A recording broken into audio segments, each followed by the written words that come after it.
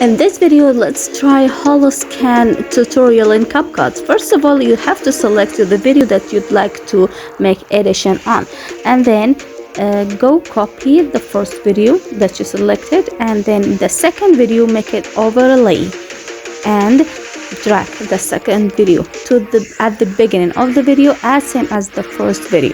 And now select the second video and find out cut out, and then customize cutout and go make it bigger with your two fingers. Tap on the video like this and go add the brush 10 like this, and then cut it out.